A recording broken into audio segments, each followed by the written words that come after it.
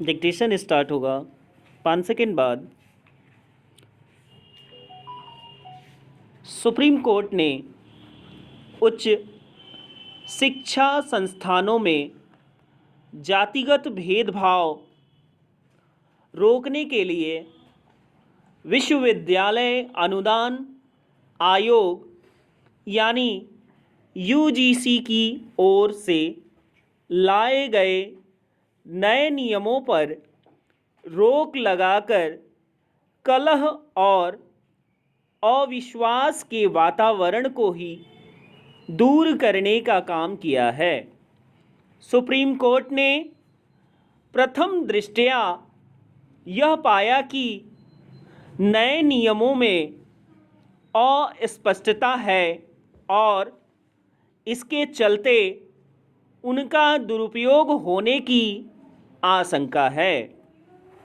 अच्छा होता कि इसे यूजीसी की ओर से ही भांप लिया जाता और उसकी ओर से ऐसे नियम बनाए जाते जो दुरुपयोग की आशंकाओं को जन्म नहीं देते। इससे इनकार नहीं कि उच्च शिक्षा संस्थानों में यदाकदा भेदभाव के मामले आ जाते हैं, लेकिन उन्हें रोकने के लिए यूजीसी ने जो नए नियम बनाए उन्हें देखकर ऐसा लग रहा था जैसे शिक्षा संस्थानों में बड़े पैमाने पर भेदभाव हो रहा था और एससी, एसटी, ओबीसी वर्गों के लाखों छात्र पीड़ित हो रहे थे। निसंदेह ऐसी स्थिति नहीं थी। सच यह है कि शिक्षा संस्थानों में जातिगत भेदभाव की कुछ ही शिकायतें सामने आती थी और उनमें भी चुनिंदा ही सही पाई जाती थी। आखिर ऐसे में ऐसे नियम क्यों बनाए गए जो यह प्रतीति करा रहे थे कि शिक्षा संस्थान जातिगत भेदभाव के गढ़ बन गए हैं। जब नियम कानून बनाते समय कोई समस्या अतिरंजित दिखाई जाती है तो समाज में गलत संदेश तो जाता ही है, राजनीतिक रोटियां सेकने वालों की भी पाँव बाहर हो जाती है। यूजीसी के नए नियमों के मामले में भी ऐसा ही हुआ।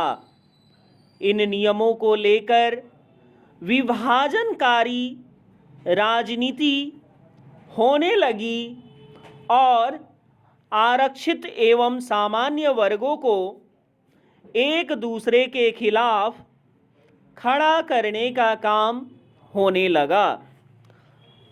Paragraph change. आखिर यूजीसी ने यह आभास क्यों नहीं किया कि समय के साथ जैसे सार्वजनिक स्थानों और कार्यक्रम स्थलों पर जातिगत भेदभाव कम हुआ है, वैसे ही शिक्षा संस्थानों में भी स्थिति सुधरी है। यह समझना भी कठिन रहा कि नए नियमों में भेदभाव को जाति आधारित भेदभाव क्यों कर दिया गया और झूठी शिकायतों के लिए सजा के प्रावधान को क्यों हटा दिया गया। फिलहाल कहना कठिन है कि यूजीसी के नियमों में किस तरह के संशोधन परिवर्तन होंगे, लेकिन यह ध्यान रखा जाए तो बेहतर कि किसी भी तरह के भेदभाव रोकने के उपाय ऐसे नहीं होने चाहिए जो समाज को जाति के खांचों में विभक्त दिखाए। इस संदर्भ में सुप्रीम कोर्ट ने यह सही कहा कि हमें उस स्थिति में नहीं जाना चाहिए जहां भिन्न भिन्न वर्गों के लिए अलग अलग शिक्षा संस्थान हो।